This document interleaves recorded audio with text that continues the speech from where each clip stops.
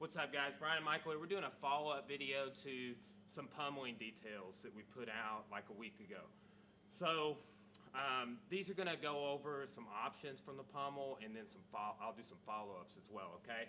So just to review, we want to be like pushing our arm into his lat, and he's doing it too, so we kind of don't move. You can also pull the lat. You can raise this arm and do things.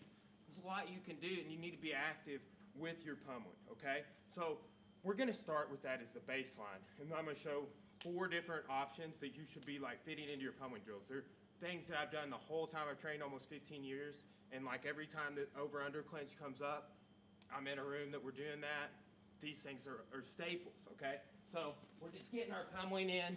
We're being dynamic with it. I'm digging. We can go slow to fast or whatever, but here, my first option is going to be an arm drag, okay? So here, all right, and I'm pause framing like there. I'm going up in this armpit, okay? And I move down here. Now, I've got to get around this arm, so that's the drag part, but I also have to turn, okay? Now, once I do this, I'm going to grab this back, okay? So it's a simple little standing back take, but if you notice that arm that I drug, I have it tracked, okay? So let's look at the arm drag one more time. Boom. Right there, okay? Now, we've got a different video on this on our channel, but if Michael's on his game, he doesn't want to let me put my hands together. That can stop that, okay? So you have to be aware they're going to do that, is another thing, okay? Now, let's look at option 2. This will be the duck under, okay?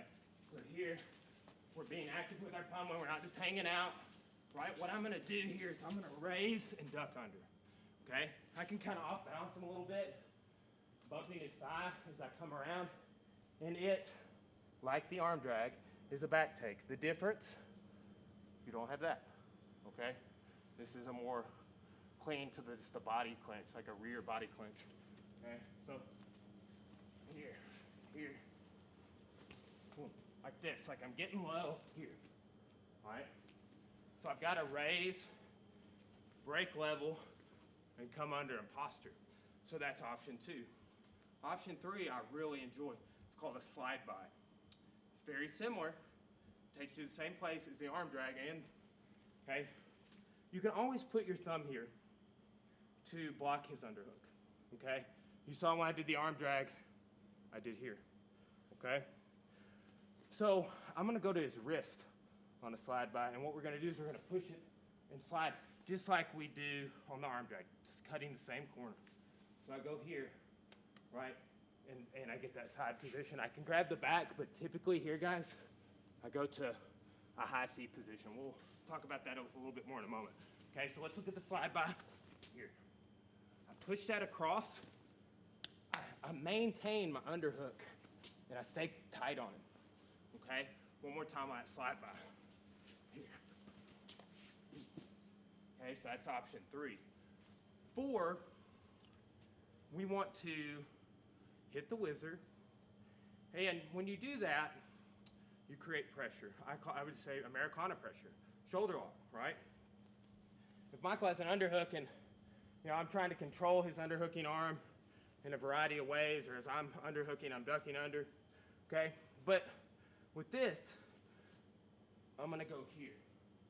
I'm turning in a similar way as when I was turning here, when I was turning here, right? But I hit the whizzer when I do that. Here. Okay? So that's what we're after. Grab high once you get here in the front headlock, okay? Now, let's look at that one more time, then we'll go over some follow-ups. Here. Go high on the grip, okay? Up in his armpit. Now look, I'm just gonna mention some follow-ups that we teach in class that I like and have always liked on these. We'll do a couple of them, talk about a couple of them, okay? So there's a ton of follow-ups you could do from each one of these 4 situations. But again, let's just look at one from each, and you can apply some of the ones I'm gonna show to others because the first 3 are practically back takes, right? And if we're being honest about it, a front headlock is gonna materialize into a back take or a style of taking the back, controlling the back as well. Okay, so option 1 here, if we're doing the arm drag off the pummel, right?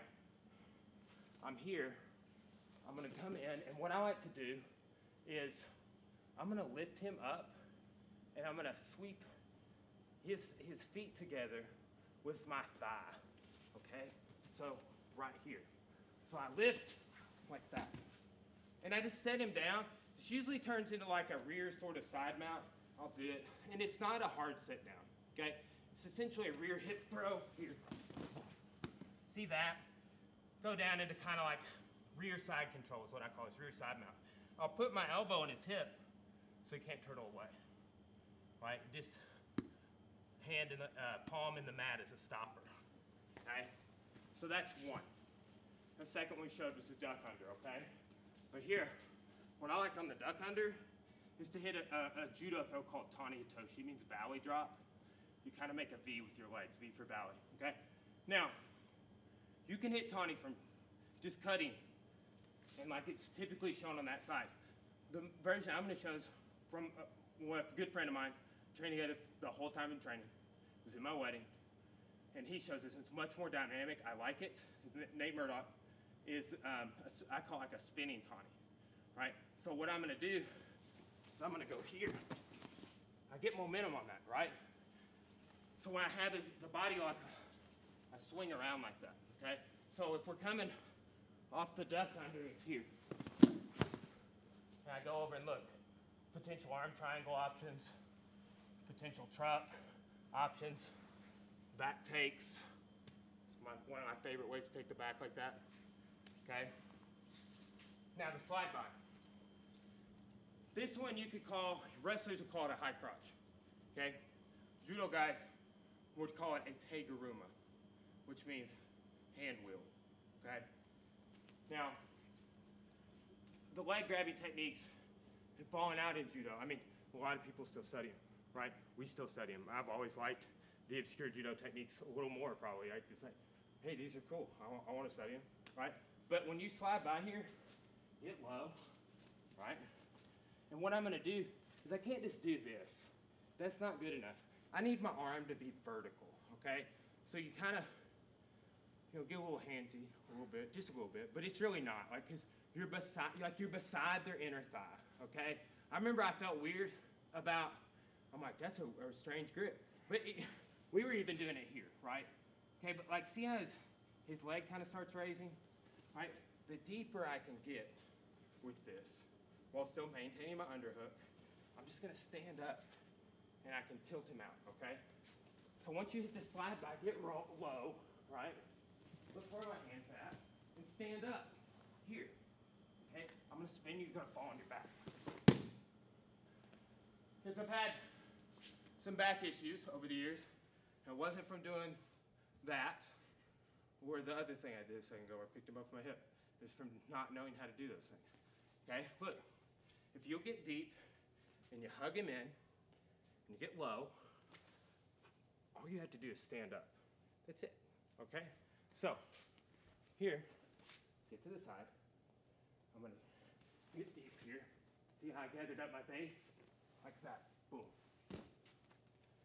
Easy, right? And you rotate them out.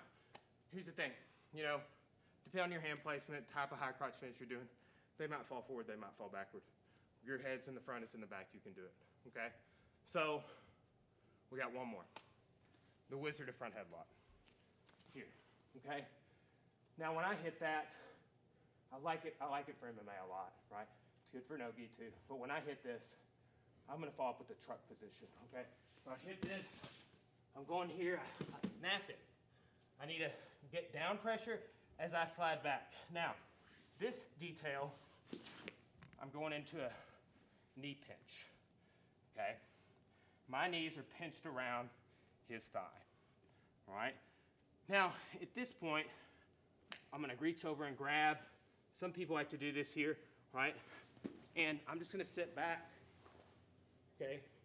And there's my twister hook, right? If you want to play a little differently, I can even turn this, see there? It's still twister hook into a back take.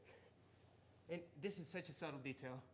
Learned this from Omar French. He taught a truck seminar here from Tulsa. He's a great instructor. Kind of bunch back up and get your knee, like, because I kind of stretched you out, right? Subtle detail. I'm gonna do one of these on mount later on. Micro adjustment, right? Bring your hips forward. Just a little, or I will do that, right? So he would do that if he's trying to get his back to the floor, right?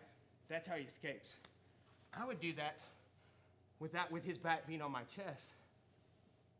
Yeah, it's like, whoa. I didn't like that. I do not like it when somebody does this to me, okay? It's akin to when someone flattens you in rear mount. It like bows you just a little bit, and your mobility is not there for your escapes, okay? So, just showed each one of those one time, the follow-ups, right? But here we have individual videos on pretty much all those throws. We'll put out some more stuff. And, you know, since you're watching this a video, you can just watch it again or rewind it, all right? But I think we got basic pommel details. If you hadn't seen that video we put out, watch it. We've got options. Slide by, arm drag, duck under, whizzer, and we've got follow-ups, right? You know, there's a saying that's been around the whole time I've trained, and I believe that they did this Hobson, Stuart Cooper did a Hobson Moore documentary about it. Jiu-jitsu never ends, right? I say in boxing, the combination's never over. Unless you knock them out, unless you submit them. Those are the only times it ends. So think about that. You know, you need follow-ups, create chains, create combinations to your jiu-jitsu, and that translates well, right? That's why we love flow drills around here. So some pummeling drills for you. Thanks for watching, guys.